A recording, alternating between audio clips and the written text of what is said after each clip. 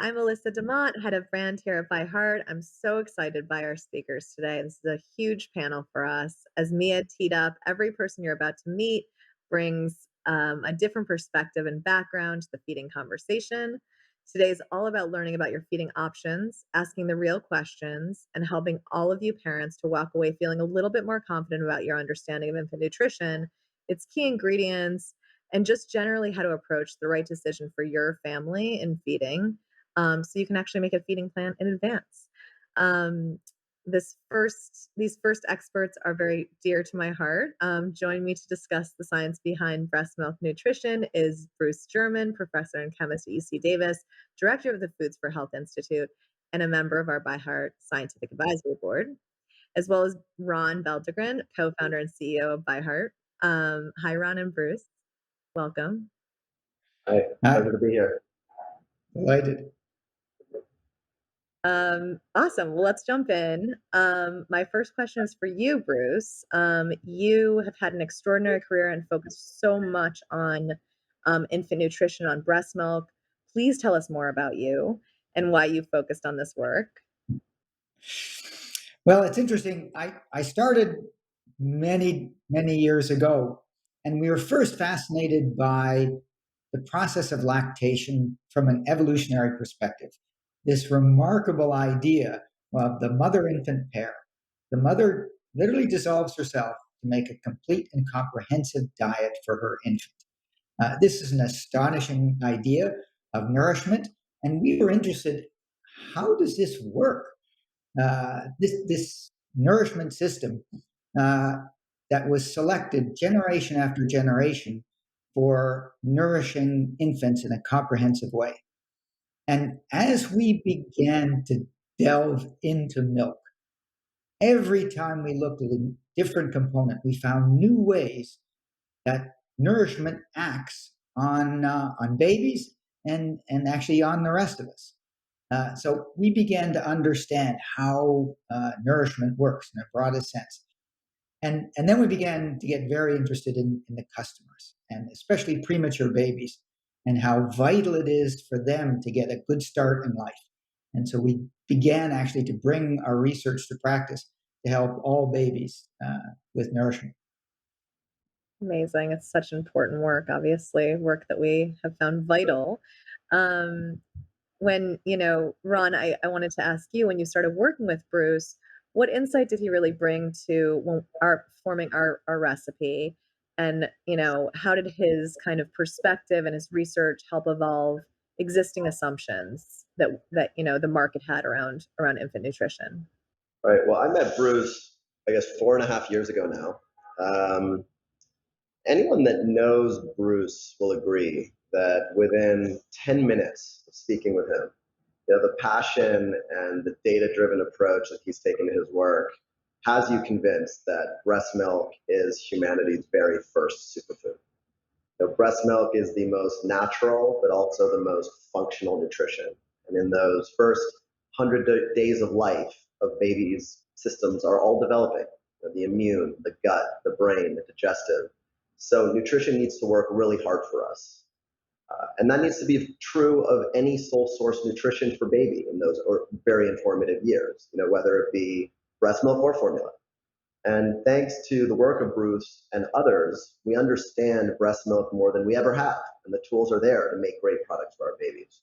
What Bruce really taught us early at ByHeart is that the magic of breast milk is really in its combination of ingredients. It's not enough to just sprinkle in one ingredient for one claim and call it a breakthrough.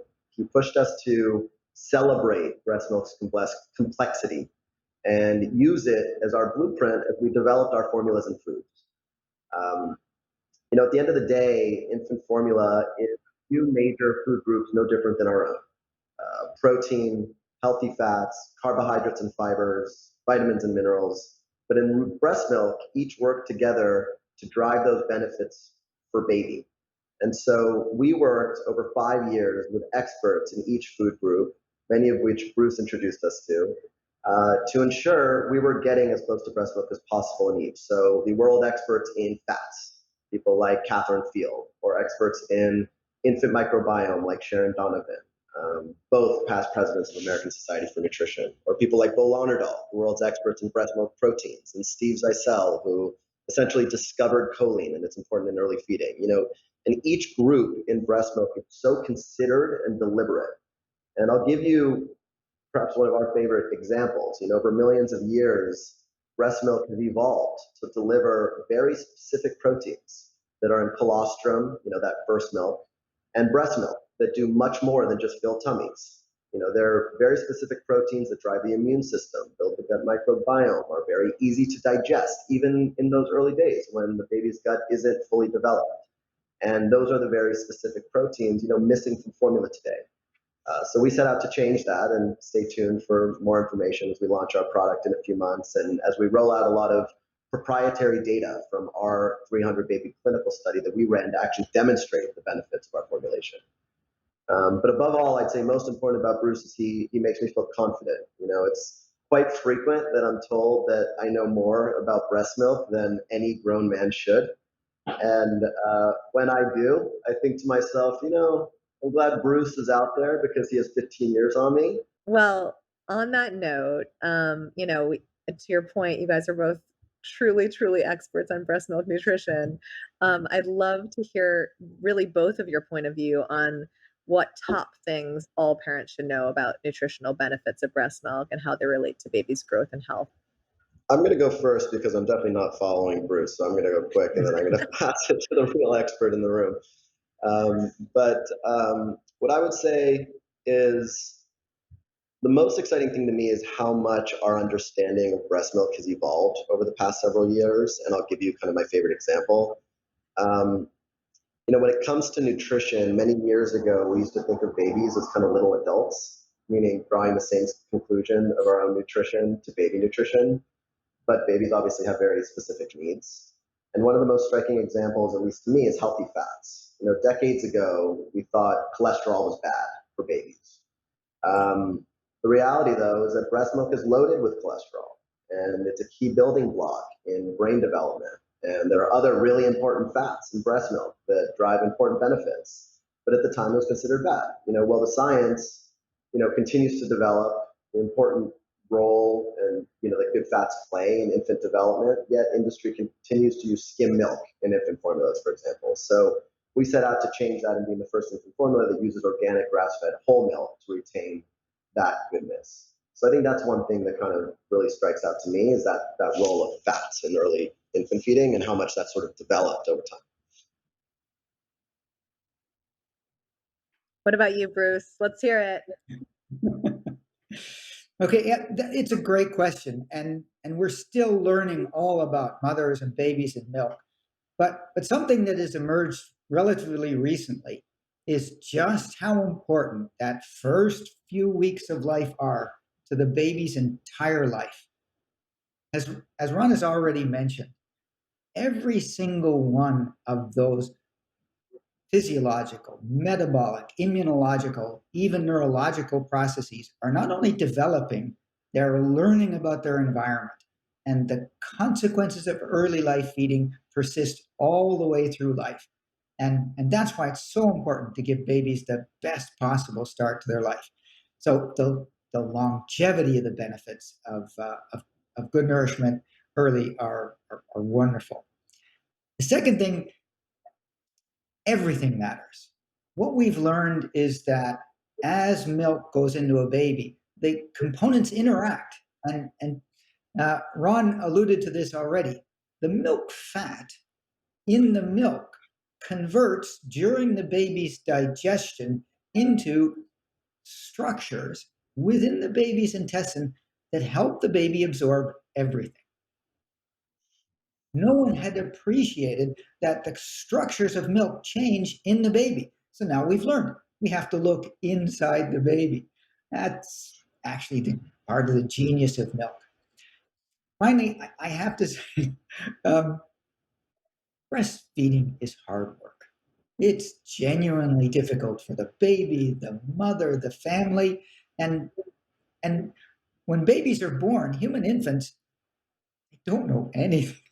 They don't know night from day. They don't know all of the things that they're learning real time. and the hard work is an important dimension. And teaching a baby night from day is a challenge.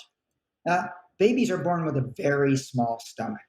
What that means is they have to feed a lot, day and night. All of these combined, that it's hard work.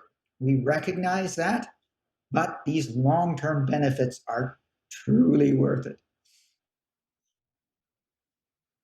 Thank you so much. I mean, I could like listen to you truly forever. This session is such an awesome geek out.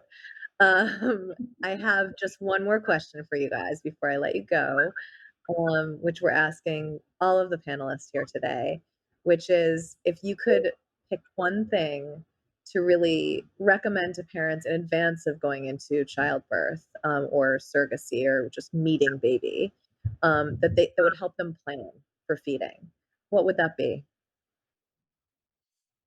And I'll give it to you first, Bruce. Okay, yeah, that's uh, we've had two daughters. I've been through the experience twice. Um, the most important thing is to get educated and get educated early. Uh, Babies are complicated, and so learning the stages. Babies are dynamic; they change literally every day, and so does breast milk to accommodate to those changes in the baby. It's a remarkable idea of biology to be able to help guide babies through these early, highly dynamic stages. So learn about these. Don't be alarmed when the baby, in essence, is changing every day. And babies are different. Every baby goes through these stages in different ways. And so learn what those changes are so you can be prepared. Learn about milk, learn about essence, the family and its dynamics, and what's the most important decisions for nourishing your baby. Yeah, I was going to say something similar. I was going to say be prepared for a range of outcomes. Whether you breastfeed or formula feed, what you feed your baby shouldn't be a decision you're forced to make in a panic, which it often is, as parents have so many kind of individual circumstances. So I'd say, like anything else, some preparation, some research in advance will only make you more confident in your decision, whatever those might be. And that's always been our philosophy at ByHeart. The name ByHeart actually comes from our belief that we know your baby by heart.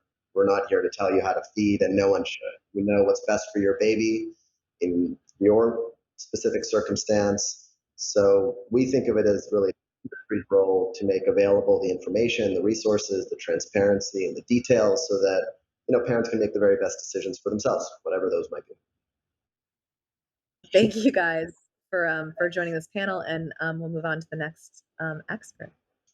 Yes, this was excellent. Thanks very much, guys. And just thrilled that we get to have a panel like this. We're in such an exciting time in breast milk research and nutrition science. And so feel very fortunate to have been able to work with people like Bruce and really get to use his and his team's wonderful work to really try to use breast milk as a blueprint as we develop our formulas and foods. So thanks so much, Bruce, for the panel and for all the work over the last 4.5 years.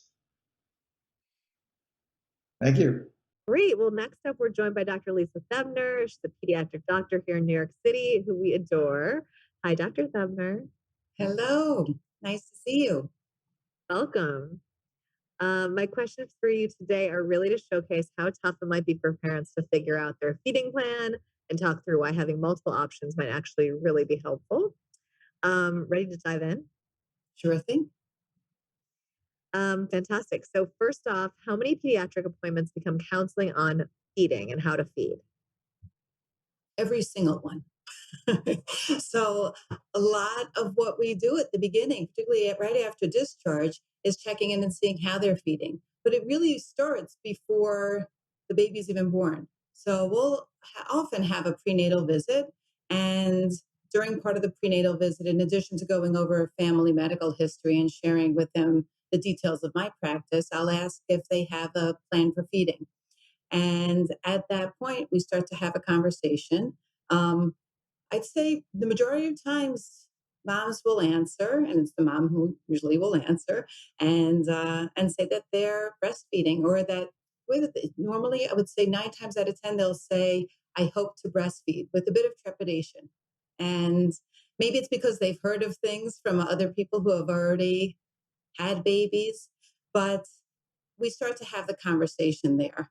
And I would then follow up. So once the baby's born, they would have already started maybe nursing.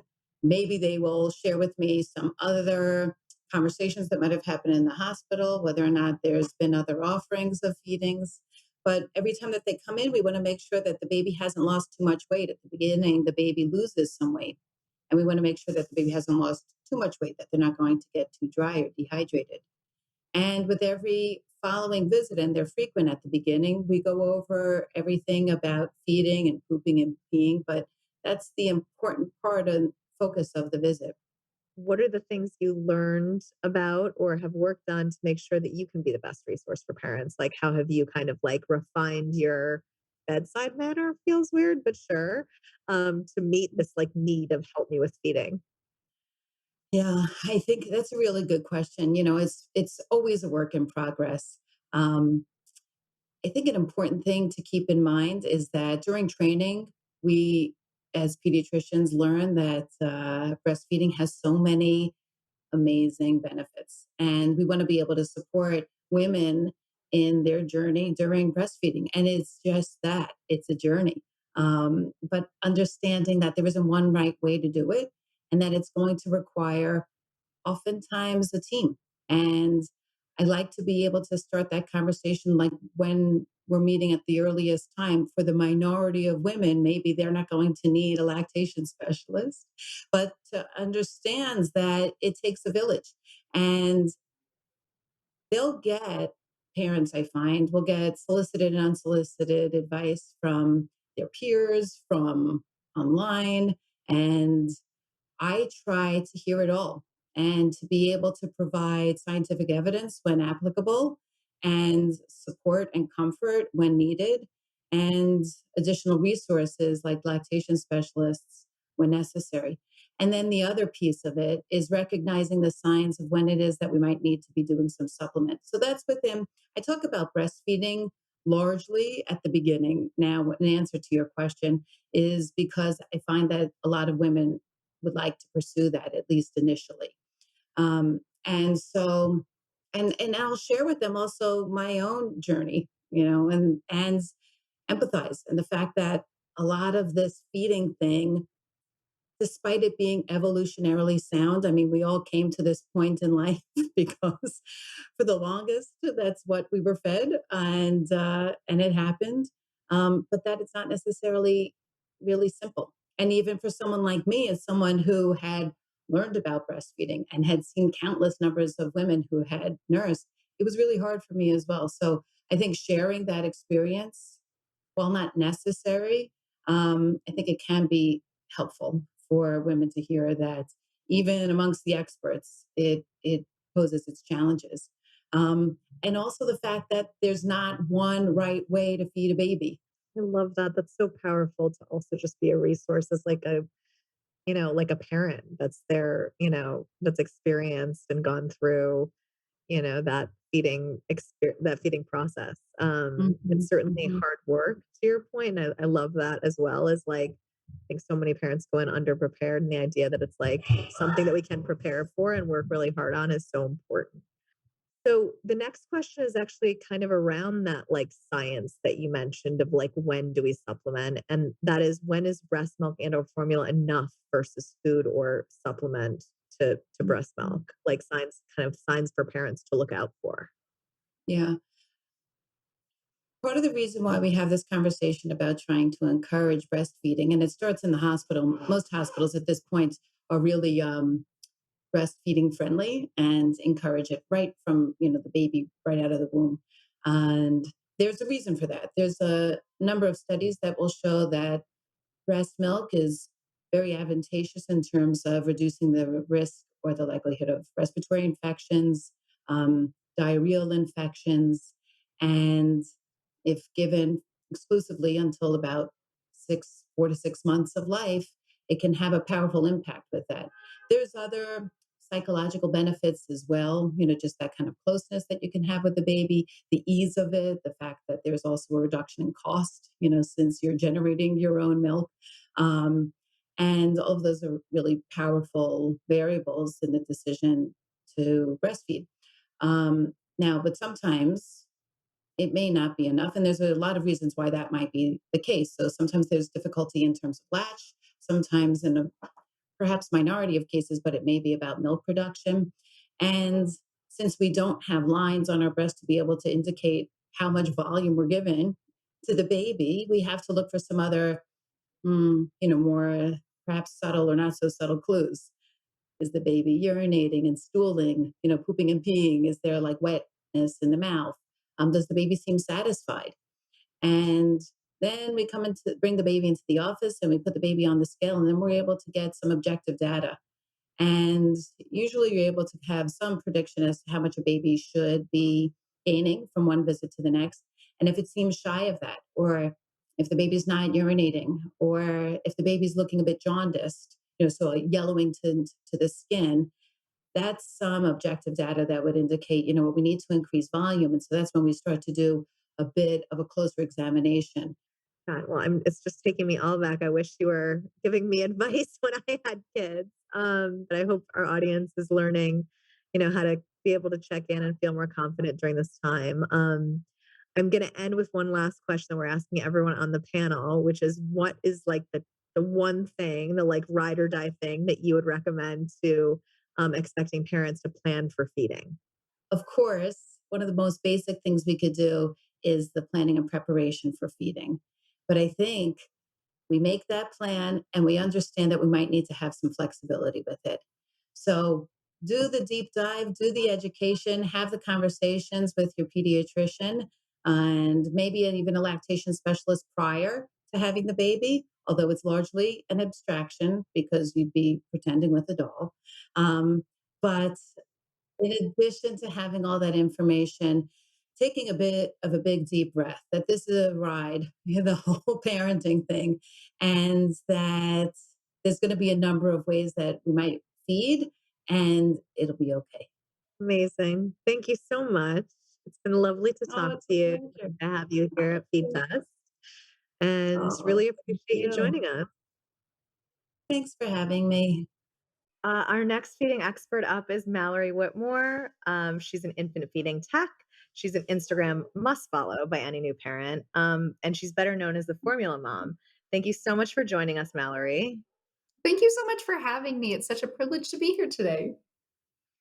We're thrilled to have you. You've been a true source of knowledge and grounding on the feeding decision Mhm. making process for other parents learning to learn about formula, but really about Mhm. just what to expect kind of going into having a new baby. Mhm. So I'd love to ask you a couple of questions just to Sure. you know, really help guide our audience as they Mhm. approach these decisions. Um, how Absolutely. did you how did you find yourself in this role for parents? Like what's your story? Yes. So my first daughter was born over 5 years ago now, which blows my mind. And I had thought that I would breastfeed, not necessarily because I wanted to breastfeed looking back, but because I thought that's what I should do. I thought that's what good parents did. And so I took all the classes and everything, and it just was not working for us for a variety of reasons related to her. She was premature and had a really poor latch and everything. And then for me and my mental health, it quickly became apparent that this just wasn't going to work for us. And so I started looking for resources and I pretty much couldn't find any. I couldn't find anything that felt educational and non-judgmental and unbiased and supportive related to formula feeding, even things like how to pick a formula or how to prepare a bottle safely or how long it can stay good for. And so I was like, that's kind of weird. But I just sort of let it be. And then I had my son 2.5 years later, and I thought, surely something like this exists now because we decided to formula feed him from the start. And there was still nothing. And I was like, there's really a missed opportunity here. So I spent some time, I went back to school for my certification. I actually worked for a formula company for a year and then launched my platform. And now I help parents all over the world figure out formula feeding and feel good about it. I guess, the big question always, I think, for any parent approaching childbirth, whether it's honestly, like, first time or second time, I personally Mhm. found that, like, I'd forgotten everything by the time I got to my second baby, So true. right? So Mhm. just, trying to understand what parents should really look out for when trying to decide objectively which feeding choice is right for them and their Mhm. families, and just a little bit about, like, the process that you recommend. Yeah, that's a great question. And the biggest piece of advice I tell parents is to write your plans in pencil, right? Especially before that baby gets here, because it can feel like, you want to make a plan, you want to be educated, you're ready to go. But there's another variable in the equation, which is your baby. And it's hard to know prior to birth, what you're going to feel like after or what your baby's going to need after. So, number one, write those plans in pencil. And then number two, be as educated as possible about both options. I think we do families a disservice when we provide so much breastfeeding education at the expense of formula education. I think there absolutely needs to be both because I think that any parent who chooses to feed either way should have as much support as they possibly can. When you're at that moment where you kind of need to decide on a formula, you've offered so many resources, so many different kinds of Mhm. resources, so many different, opinions and experts on your feed and in your content over the years. What have you found to be the most helpful as like an orienting point for parents, like just to Mhm. even start thinking about which formula to choose? Yeah, so you're absolutely right. It can be so overwhelming. I know I felt that and you did too. So I always encourage parents to think through sort of two parallel frames of reference. And the first is what's important to you as a parent in your child's formula. So if we want parents to feel good about formula feeding, we have to make sure they feel good about the formula that they're using. So I encourage parents to think through what are your values and priorities as a family? Is it important to you that you can get it on subscribe and save? Is it important to you that it's cost effective? Is it important to you that it doesn't include corn syrup or palm oil or whatever else? Is it important that it's organic or that you can pick it up locally? Just spending some time thinking through what's going to help you as the parent feel good about formula feeding your baby. And then, of course, looking at what does my baby need? Are there specific symptoms I'm trying to address? Are there specific sensitivities or allergies that I need to accommodate for?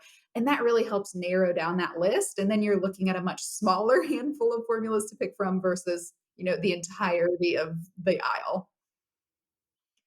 Such great advice. It's such an important call that, like, at the end of the day, it really is about parent confidence, and it's about, Mhm. parents really knowing their baby and knowing their families and needing to make the decision from there. Mhm. Um, Thank you so much. It's such a great call too, Mallory, that, there's so many parents that have extenuating circumstances, allergies, things that Mhm. they, really are concerned about. Maybe you can speak a little bit to what you've seen or heard from parents in terms of the types of formulas that accommodate those circumstances.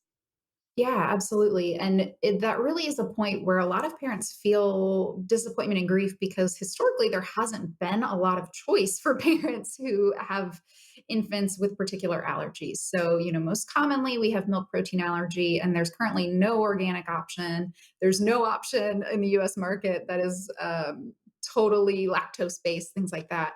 Then the other biggest one is soy. And until recently, there has not been a really good standard formula option that's soy free. So I'm excited about what you guys are doing with that. Thanks so much. Well, just one last question before I let you Mhm. go. What is the one thing that you'd really recommend parents do to prepare in advance for kind of planning for feeding and that, making a Mhm. feeding plan? Absolutely. Can I tell you two things? I would say the first practical piece of advice is just do your research. Do your research about the different feeding options that are out there, the different formulas that are out there, and also what the benefits, pros, and cons are for both feeding methods, because there truly are both. And we want to weigh what is best for your specific family. So that's the practical piece. And then the more emotional piece is to really think through what's going to be important to you and what you're going to need in the postpartum period and how that may inform what feeding choice you want to make because your experiences and your needs as the parent are valid too. So strong, so great. Thank you for that. It's been wonderful to have you on. Thank you for joining us. I hope our audience gets so much from you, and definitely go please follow the Formula Mom. She's incredible. Thank you so much. Thank you for having me. I'm so thrilled to welcome Laura Chambers, the CEO of Willow Pump, the first cordless breast pump that basically hides in someone's short in your shirt. which I'm like so envious of and might have actually succeeded at breastfeeding if I had had this option when I went back to work 6 weeks into my first baby. It's a total game changer for moms. Thank you for joining us. Absolutely my pleasure. It's great to be here. We have a few questions for you today. We're just, as you know, trying to really prepare moms better for, and parents in general, better for the feeding decision, but also just kind of like that trajectory from, having a newborn, having those first months and getting back to normal. So your product specifically is such a support in that back to normal part. How would you say Willow Pump really supports making feeding a parent's primary consideration when they're going back to work? Yeah, well, in when you go back to work and you've chosen to breastfeed, obviously you have to figure out how to keep your supply up and pump enough milk while you're back at the workplace. And that's traditionally been incredibly challenging. I have three little kids, they're 9, 7, and 3. So I had them all actually before Willow came out, unfortunately. I'm in the same boat as you. And it was the worst part of motherhood for me. I lugged around these ugly bags and these heavy, ugly pumps, and I had to always find these rooms which were impossible to find. I had to plug into a wall. I had to sit there with my top off with this god awful noise. And I just really hated it. It just felt very dehumanizing, very limiting. And it is a really big deal. Mums, on average, pump for about 240 hours in that first year. That's not even exclusive pumping mums. That's sort of an average pumping mum going back to work. And that is the equivalent of 5 working weeks. So that is a huge amount of time that we're expecting mums, who are, by the way, the busiest people in the world, to be plugged into a wall and mobile. What Willow did was we really wanted to solve that problem because there'd been no innovation in breast pumps for like 35 years. But we didn't want to solve it just a little bit. We didn't want to make a better mousetrap. We really wanted to solve the core problems, which is around mobility and discretion. And so that was where the idea of Willow came from. It was actually from a whole bunch of focus groups with mums who said this was the biggest problem they wanted solved in the medical device industry. And the team did an extraordinary job of creating a pump that isn't just discreet, so it can sit under your bra, but it's also completely mobile. You can lie completely flat. You can touch your toes. We've even had a mum run the New York City Marathon while pumping. So it gives this extraordinary freedom of mobility back to mums. And whether you're in an office or at home chasing a toddler, like we all need the ability to move, right? Absolutely, that is wild. And that sound you talk about, I mean, I think that all of my Oh, friends have, like, our version of the, like, "Danger, danger, danger," like, there's always just yeah, this, like, everyone around me thought I was insane, but it always had a word that it was saying to yes, me. That's thank so strange. you. Warning. Like, I so remember I will never forget the sound. It's such a Oh my hilarious gosh. I know. I know. Um, well, that's amazing, and I mean, obviously, what you've built is just extraordinary in terms of, like, paramount convenience. Mm. There is, like, the other end of it, which is the corporate part. You've made it super possible for moms to go back to work and feel that they've done everything they could to make it easy on themselves. What do you think, companies can do to, like, enact policies, or what are some policies or behaviors that you feel are really important so that, their workplace can kind of meet them on the other end of that? Yeah, well, so we take this very seriously at Willow. Obviously, I'm a mum, so I have huge empathy for mums and dads coming back to work and how difficult that transition can be. So we tackle it really in three ways. The first is the basics, right? Even though everyone gets a Willow pump at Willow, we still have a pumping room that mums can go to if they'd like to do that, and it's really well set up. And people know that they obviously have tremendous flexibility for breaks. So every office should have that. Even if you don't have a pumping mum yet, please do it because otherwise, when that mum comes back to work, she's going to have to be the one to do that advocacy and do that work. And that's just a crazy, huge burden for mums that are already feeling pretty vulnerable and challenged coming back to work. So do it before you need it. The second thing we've really focused on is leave. One of the best things we can do to support parents, both mums and dads in early childhood, is actually give them time. I know this is a crazy idea. Give them time to bond with their babies. And so we've been out loudly advocating for the paid family leave policy that is being considered in Congress right now. We also instituted the best practices. So we give all mums and dads 16 weeks of paid family leave when they have a baby, regardless of birthing status. And we also give them a few weeks of part-time work, fully paid, where they can ease that transition back into the office, because it's hard to go from fully with your child to 5 days back into the office. Well, I have one last question for you, and it's a very, like, bubble up question, so I'm sorry to Mhm. put you on the spot, but if you had to recommend one thing to new parents or expecting parents, I should say, that they should prepare in advance, they're thinking about, you know, the kind of, like, feeding logistics, let's call it, what would Mhm. it be? I would say to do some research on what is normal. What is normal growth spurts? What is normal crying? What is normal sleeping? What is normal milk production if you're planning to breastfeed? Because having been a mother and reflecting on my motherhood, and also, I mean, obviously, 1,000 mother groups, what I find is that mums are 99% of the time doing a great job, and what they feel like is terrible is actually completely normal. But they just don't have that sense of what the range of normal is. So it might seem terrifying and scary and like The they're doing something baseline. wrong or there's something wrong with a baby, when it is completely normal. And so I think the more that you can do that, and then also do check in with your support groups and networks. And I think probably the most Googled things by mums is this normal? That any research you can do in advance of those types of things would be a big deal. I think milk supply is a huge example of that. The normal milk supply is about 24 ounces if you're breastfeeding and pumping.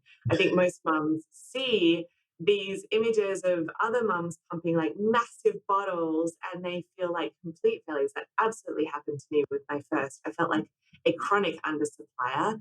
But you know what? Looking back, I think I was just fine. I didn't need to have that stress that I carried for a year. And so, sort of just trying to get that sense of what is normal, not what you see on Instagram and Facebook, because that is not normal, will really help with your confidence through the journey. I love that. That's such a nice words of wisdom. Well, thank you so much, Laura. It was great to have you, and thank you for creating the Willow Pump. It's a wildly necessary item for anyone heading into this feeding experience. And I hope you enjoy the rest of the summit. Thank you so much.